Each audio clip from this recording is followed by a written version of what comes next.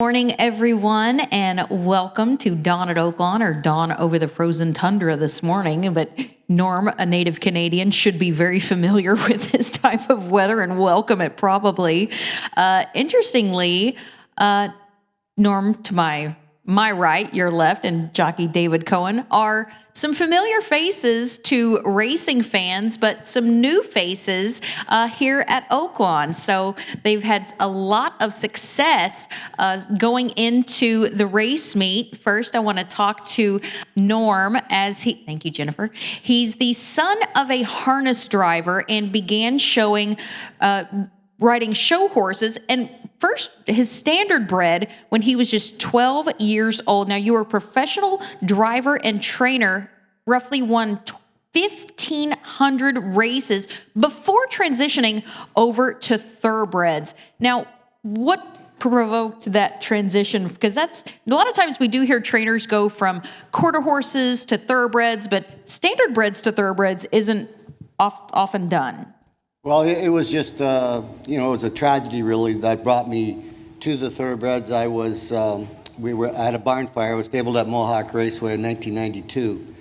So I pretty much lost everything in 92. And then it was just, like circumstances that led me to the thoroughbreds. So are there any similarities, Norm, that you've found between the two sports? That's hard to explain. I believe, for the most part, it's not as hard as everybody believes it is, making that transition from training a standardbred to training the thoroughbreds. I mean, at the end of the day, they're all animals, all horses. You just have to find out what works for you and what works for them.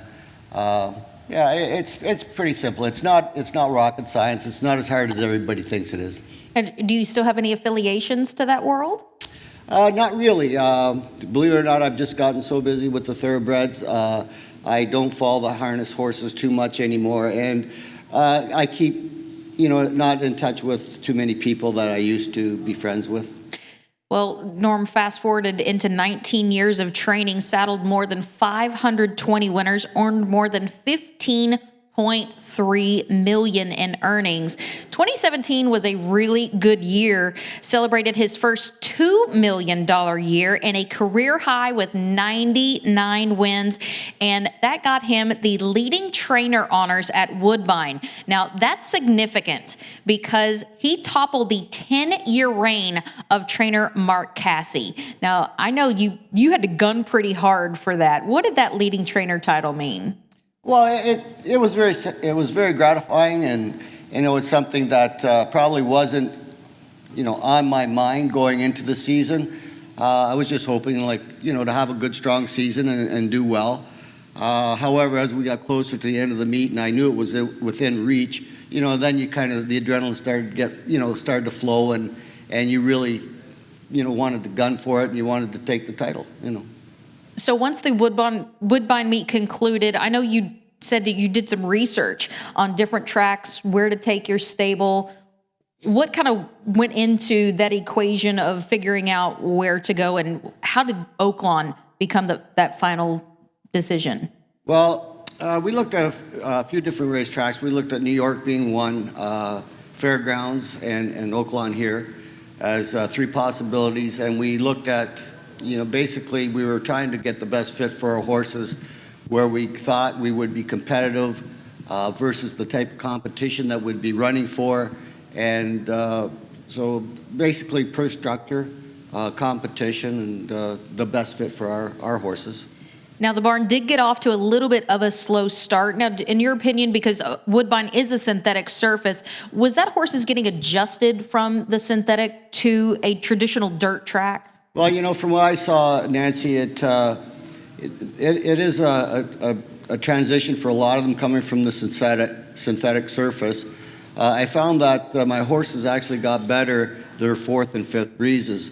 So I really think that you need to be here prior to the meet opening, and you need to get your horses worked over the track 4 or 5 times for them to be able to adjust and handle it when you put them in on race day. Now, he's done very well. That's an understatement. He's tied for 7th in the standings, 15 wins, 7 seconds, 7 thirds with just 51 starts and just shy of $500,000 in earnings. Now, when you come into a new race meet, do you come in with any expectations, any goals? Well, just win. I'm very competitive, and I like to win as much as often as we can. So we try to place our horses in the best possible races. It's been a learning experience for me down here because the conditions are quite different than what we're used to at home as far as the condition book goes and the conditions of the races. And then we have to deal with some horses that I had down here that just absolutely did not like the dirt at all. They look like they're strictly synthetic or turf horses. So we had to pack them up and send them home. Yeah. Yeah. So claiming is obviously a very big part of racing and your operation. Now, they have claimed over $6 million in horses just this meet at Oaklawn. How active have you, because your stable's primarily claiming, how active have you been in the claim box, and has your barn had a big turnover? Yes, we've been very active. We've lost probably 8 or 10 horses down here, and I believe we've probably replaced them with 10 or 12. So we've been fortunate. There's a lot of horses. As you know, the claiming is very, very active here. When you go in the claiming box, it's nothing to have to be in a 10-horse draw. Like there's 10 other people in for that same horse. So it's just luck of the draw whether you get the horse or not. But we've managed to be a little bit on the lucky side and win our share of shakes. So we're happy. You won his first race of the meet with Smart Spree, and that horse is undefeated in his 3 local starts, bankrolling more than $100,000. His last race really stood out. I mean, he was just loving his being all alone in the stretch. Extremely impressive. Any chance of us seeing him in the Grade 3 Count Fleet Sprint? Yeah, to be honest with you, we are leaning towards that. I'm letting him dictate that to me coming into the race, just how he came out of his previous race and how he looks coming into the final few days, by the time entry day comes around.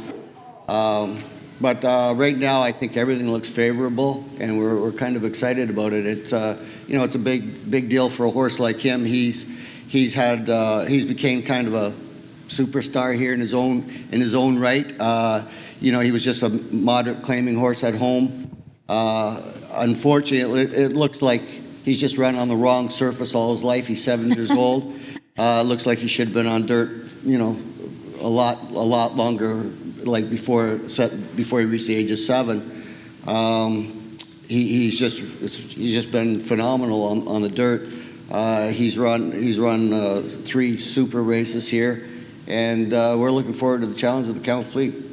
So what's next for the McKnight barn? Well, unfortunately, back home to Canada. I say that simply because it's home, but I really enjoy it here at Oaklawn. People have been really nice, right from, the management and all the people in various departments here at Oaklawn and the public. They've been really welcoming, and it's a great feeling. So any chance of the McKnight barn coming back next year? Good Lord willing, yes. I am getting older, Nancy. So. Oh my gosh. How old are you, Norm? 62.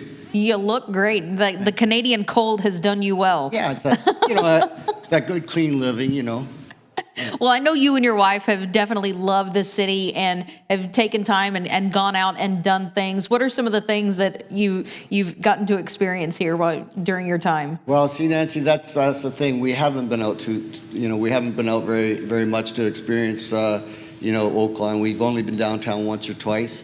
The days are long for me, especially when you're racing and we have early mornings. So I'm early to bed type of guy, so we don't get out much since I've been down here. And that's unfortunate because I understand there's a lot of things you could enjoy here. Well, next meet, that's got to be a priority. We'll definitely try. Maybe we'll have more staff next year, and I can try and free up some of my time. Well, I know that you've had a lot of success this meet. 22% winners, 43% in the money, and 28% winners when hooking up with this guy. How did the affiliation with David come to play? Well, actually, that actually was David was on our docket before we came down here. We heard that he was coming. I have a few clients that were very familiar with his riding and his skills. And for them, they said it was a no-brainer. They said if you can get Oaklawn and if you can get David, we'd like him on the horses as much as possible. So, and then David and I hooked up and we've met, and I think we've kind of developed a pretty good relationship. It's become more of a friendship rather than a business, dealing. So when you go to the paddock, Norm, are you the type of trainer that gives a lot of instructions, or just leg up and good luck, or? Yeah, pretty much. I mean, I try to tell the jock, if the horses have any kind of quirks or habits. That's about all. I mean, at the end of the day, you can tell them how you see the race. But and I've learned that from driving Standardbreds when I used to race the Standardbreds. Once the gate opens, everything changes. So you can't really dictate to a jockey how he should ride.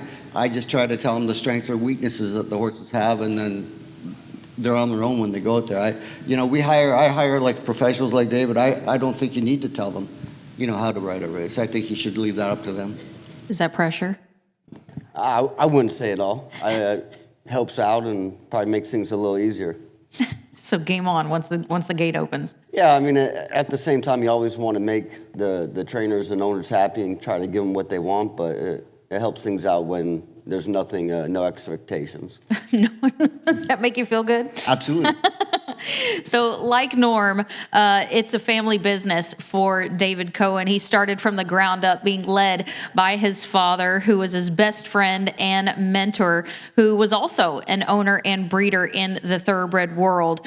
He first learned the trade as a groom, vet assistant, and you originally had no intention of getting on horseback. 100% no. Until I started getting on them, then I realized what I was missing out on. But you were kind of a star athlete growing up. Yeah, I was very fortunate. Every sport I did, I was pretty good at. And I think that's what pretty much made myself make the decision to transfer into the athletic side of the game. So some Junior Olympics, I heard? Yeah, Junior Olympics for hockey and speed skating. But you were out in California. Correct, yeah. But still went to the ice. Didn't go to the ocean. You went to the ice. Correct. Did a travel team and traveled all over. And I think maybe with the hockey in me and the Canadian side of Norm, maybe that's why we link up pretty well. You're an honorary Canuck. That's Is that right. it? Is that it? At heart. So I guess after breaking horses out of the gate, that really competitive athletic side, was that kind of what came out and just the light was lit and it was no looking back? Yeah, actually, that's pretty much what did happen. At the time I was an assistant for about 50 horses and was training them, getting on them in the morning, and just worked one of my father's horses out of the gate with about 4 or 5 others. And so it was like a mini race, you could say. And she was much the best, circled around them. And I came back bug-eyed and basically resigned from my job that day. And Lafitte McKight Jr. really gave me a leg up on, if you want to make a run at it, he'll give me his best opportunity, his best chances of me making it. I had to cut weight, and I was very fortunate that he was a regular rider from my father, so we had a relationship from a very young age. And there is nobody better in the industry to be mentored by than Lafitte McKight, especially when it comes to nutrition and that type of thing, because that man was diligent, to say the least. I mean, there's an amazing story, and I don't know if it's true, it might be folklore, of Lafitte and Lucas being on a flight from California to Kentucky, and Lafitte cutting a peanut in half, eating half the peanut and wrapping the other and saving it for later. That's how diligent he was about his nutrition and his so Correct. I mean, what were some of the things that he taught you about really getting down, because obviously you were bigger at that time? Yeah, correct. I mean, a lot of it had to do with the type of exercise that I would be doing in order to lose muscle mass. So instead of galloping horses, I went to strictly breezing them, working them in the morning, no running, power walking instead. So it was very minimal things, but things that made the difference. Vitamins, certain type of things that it took him literally about 25, 30 years to master. And I was very, very fortunate to get that type of help.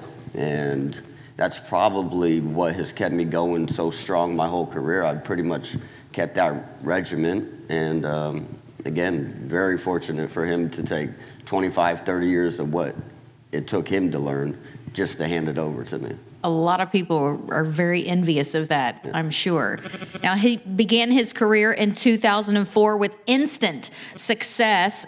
Who were some of your early mentors other than Lafitte in the room that would pull you aside and say, hey, kid, let's watch this film. Next time when you go out, do that, or just give you that confidence that an early rider needs?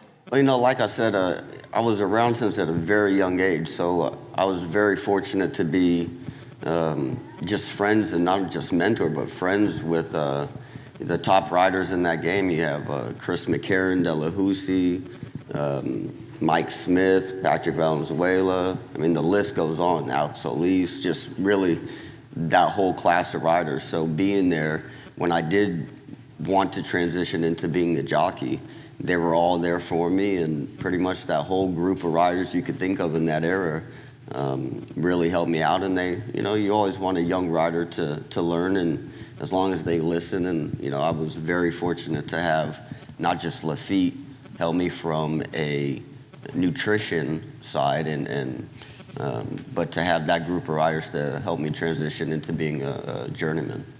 Now, shortly after his career began, he had his biggest win in 2006 on Proud Tower 2, scoring the $2 million Golden Shaheen in Dubai. That had to be quite the experience, because just being over there, the pageantry, all of the sheiks, I mean, that had to be a big experience for a young man.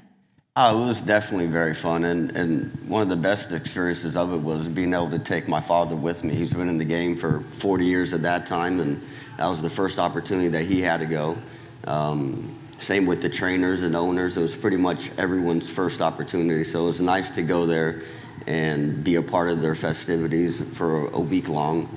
And to be able to win a race on that day was just made it that much more special. That's amazing. Now, he, in addition, has held riding titles at Parks and Delaware, and in 2009 was actually ranked 6th in the nation by number of wins. So you obviously went from the West Coast to the East Coast. What led to that transition? I'd say probably just more opportunities. You're pretty much locked into one circuit in California, and with the addition of slot machines that were going around 2006, 2007 on the East Coast, and numerous owners that I was riding for in California had a string of horses on the East Coast. And it just made sense for me as a rider at that point, just to switch my tack and see what type of opportunity I would get. Now, 2014 came to a screeching halt that February when he was kicked in the leg by a horse in the paddock at Aqueduct. That resulted in a fractured tibia and fibia and sidelined for 8 months. Now, after you being so active and so competitive, how hard was that just to sit and heal and just be? I think as an athlete or anyone, it's never easy just to sit around. But probably anyone that's been in the horse racing game, it's nice to have a vacation every now and then. So to be a forced vacation isn't fun, but it wasn't the worst things to happen. So was the rehab a little bit brutal to come back for that? It took a little bit. Basically I couldn't even put my foot on the ground for about 3 months.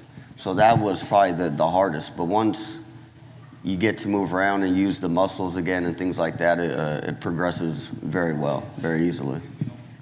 Sadly, shortly after that, he was returned to the sidelines again when he suffered the loss of his father. And we've heard David say multiple times his father was his best friend. How did you get through such a difficult time after that? It took a lot of healing mentally and probably family, and probably more so than anything, my fiance Ashley. She's probably kept me together with probably my best support system outside my agent.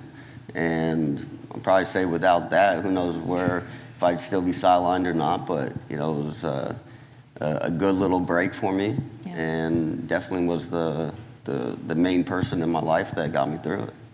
Now, that was a 3-year hiatus before David did return to the saddle. He actually returned late last year and kind of resurfaced at Churchill Downs, getting on horses. I remember being on the backside at Churchill, and everybody said, David Cohen's here. He's getting on horses. He looks a little big. He's going to ride again. But you have returned with a vengeance, and that's a great way to honor your father. Yeah, definitely. I mean, obviously you wish he was here to see it. Obviously, you pray that he's up there watching. He sees it. And, I'm glad. I know I'd be making him proud and everyone else. But for me, it wasn't an if I was going to return. It was just a matter of when. When I did, I wanted to come back mentally the right person, physically.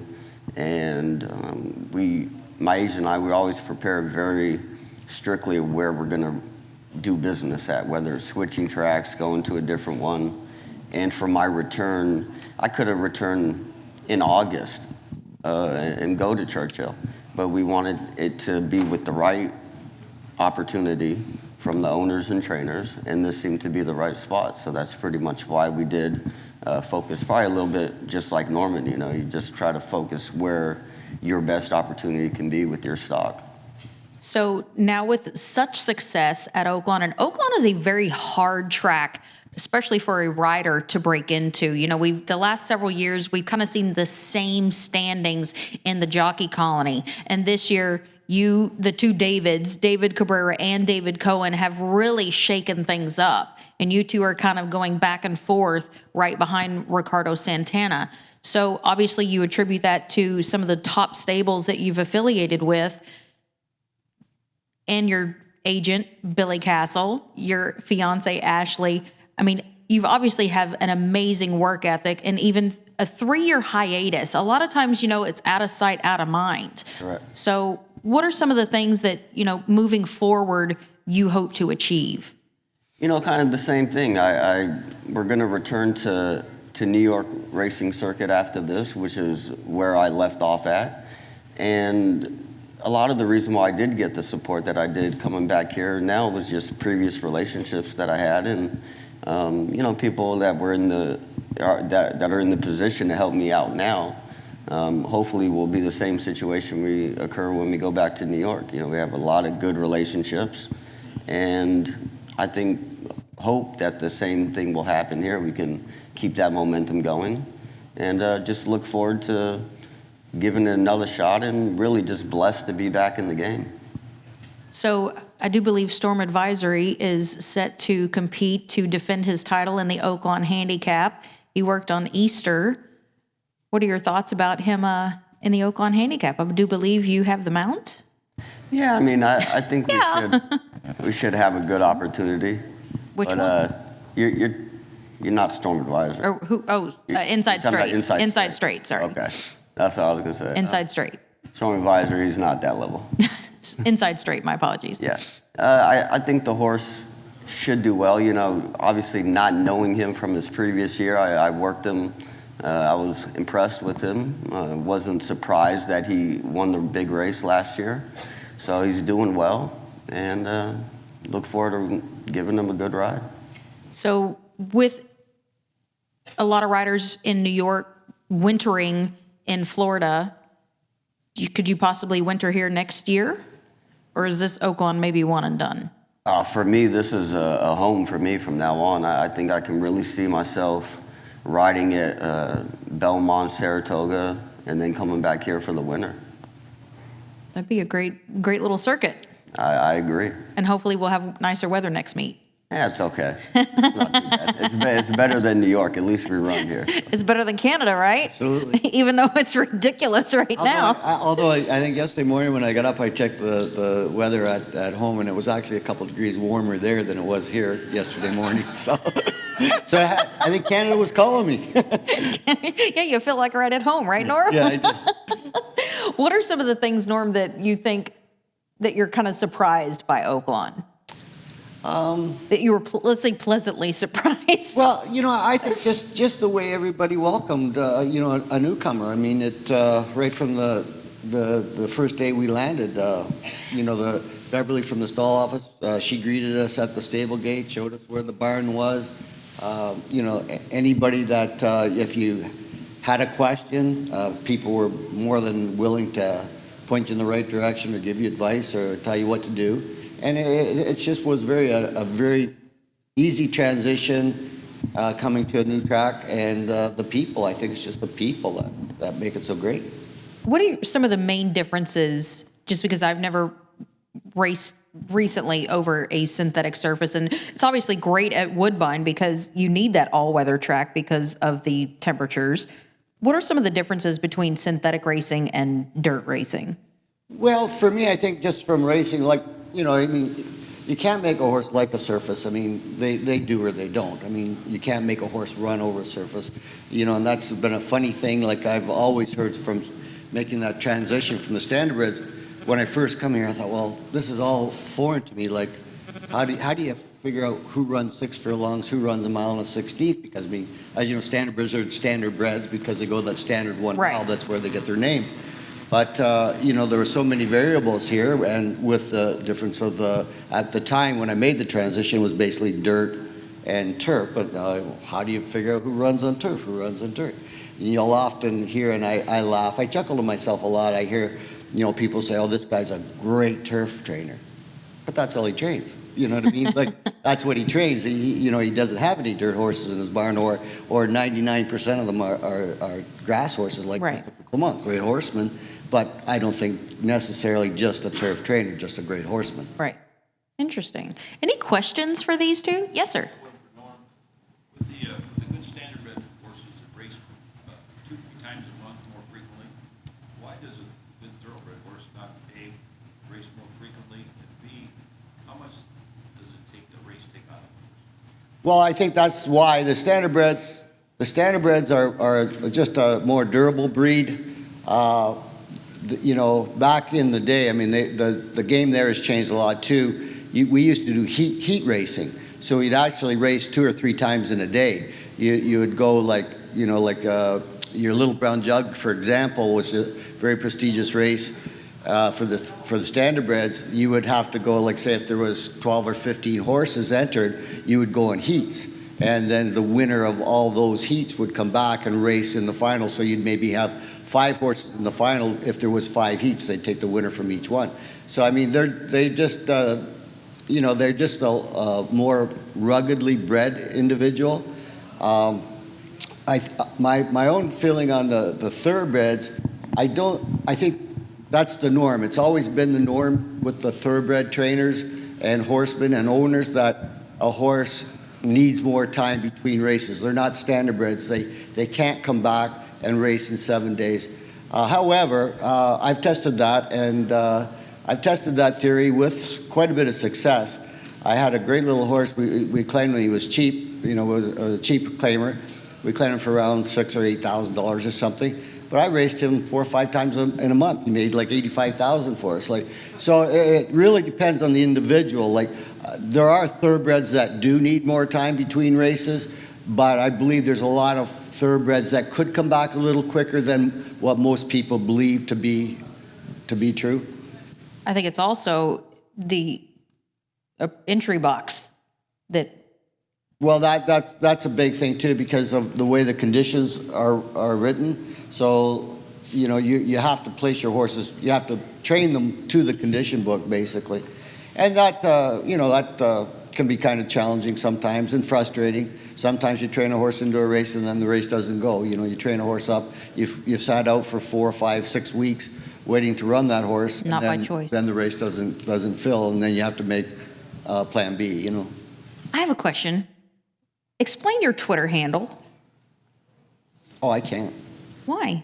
Because it was silly because his Twitter handle is Normandy Turtle. Yeah, well, I was looking him up one day and I said, What does that mean? Well, see, my wife, it's just the way it It's happened. cute. I'm not denying that. It's really cute, but I don't. I often say, like, somebody says, well, about my horses, I said, yeah, they run like a herd of turtles. So, but we have Norman D, is my wife Edie and Norman, so it's Norman D. And Okay. then, but they wouldn't accept that, so I put it on turtle at the end because of what I always just say, they're like a herd of turtles. They run like a herd of turtles. I was thinking McKnight TBs, something. Okay, So that's there you how go. it came by, but because they wouldn't accept the Norman D, so I had to put another word on it. So turtle happened to be a word that I was using a lot that week, I think, because I was having no success. My horses were running kind of like turtles, slow. You see, he had no success. He didn't plan on getting this big, and you Yeah, looking him up exactly. and Not busting him over. spree or anything. Yeah. But, And- yes, sir. David, how much can a jockey influence a horse's lead change? Influence a horse's what? The Lead change? Oh, the lead lead change. change. I mean, I think a rider probably has a lot of help and hurt with that, depending on what type of horse it is. Some horses just refuse to switch. Sometimes they're doing it because of physical reasons. So you really have to know if it's not in the best interest of a horse to switch its leads. But there is a way to do it, and I would say that the rider has a lot of influence on whether they do or not. Do most horses change their lead time? I'd say probably 90%. But the ones that don't and are refusing to, myself personally, if I try to get them to maybe once or twice with the whip and they refuse to, I just leave them alone because that's pretty much them telling me that something's either bugging them and they're not wanting to. And out of my experience, that when you do make them switch, you really don't get any type of acceleration off of it. A lot of times after that, they pretty much fall apart.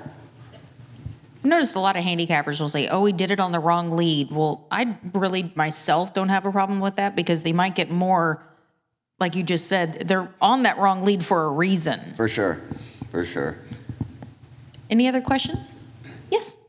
Mr. McKnight, what are the differences and the similarities in the track here versus Woodbine?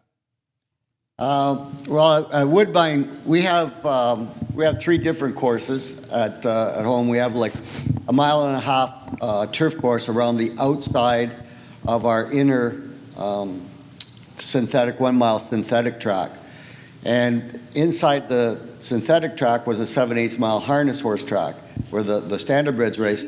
But this was the Standardbred. That was their last season at Woodbine.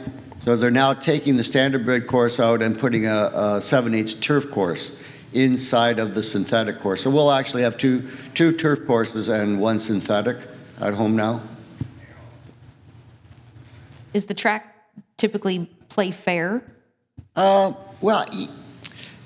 the difference I think at Woodbine, I think it depends on the day, but I find that speed carries a little differently there. Like the turns are wider. Their bank may be a little bit more there than they are here. And I often see riders, Louis is kind of famous for it, Luis Contreras. He likes to make that backside move at home and wide around the turns, but at home the speed will carry him. Where I think if I had any criticism with the way he's rode some of our horses here, he was riding the track the same way here when he first arrived. I noticed he's changed it up now, but I was seeing that the speed wouldn't carry. If you were making that down the backside move and being 4 or 5 deep into the turn, that speed just wouldn't carry you to the wire. You often come up a little bit short. So that's what I see. I think the biggest difference, just the way the speed will carry from at our home racetrack as opposed to here at Oaklawn. David, what do you think are some of the differences, because you have ridden on the East Coast and the West Coast? Do you think there's a difference in the jocks room? Meaning not the quality of riders, but maybe the welcoming of riders? No, I think no matter where you go, It's kind of a brotherhood. It's a close knit. we ride together all over. People you ship in, ship out. So I've had relationships with jocks my whole career that I've never been in the same jocks room per se, but I've known very well. Yeah. Whenever there's a big race or we ship around, we see each other. And Kind of that reunion. you're always, it's one of those things that you're happy when someone else does well. Yeah. Obviously you love it when it's your time, but it's, like you say, it's a close-knit brotherhood in a sense, but no, very welcoming always. Is there some anxiousness about going back to and having your tack in New York? Not necessarily, no. I mean, it's, I've been there for quite a while. It's not like I have anything to prove. Right. And, it's probably maybe a little more anxiousness just to return back to racing, but, everything's now fluid, so just happy to carry on and move on to the next journey. Well, I noticed you said fiance, Ashley. When's the date? It's getting soon. We haven't came up with a person. We're kind of stuck around the racing schedule right now and everything like that. So A lot of racetrackers have to get married in December. I just want to interrupt there for a minute. I think it's coming soon because, I don't know, David, I've come into my office sometimes on the backside, and he's down on one knee and rehearsing words. And I think there might be something coming up. You think? I think it might be close. All right. Well, on that note, that was David. in confidence. No, just kidding. All right. On that note, we will end. I want to big thank you to David Cohen and Norm McKnight. Good luck to both of you today.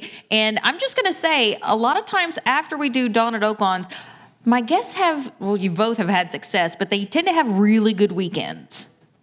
That's all I'm going to say. So I'm just saying. So Well, everybody. If David had a good weekend, I know I must have too. Because Well, there he you rides go. most of my horses. You ride together. Exactly. So please give a big round of applause for David and Norm.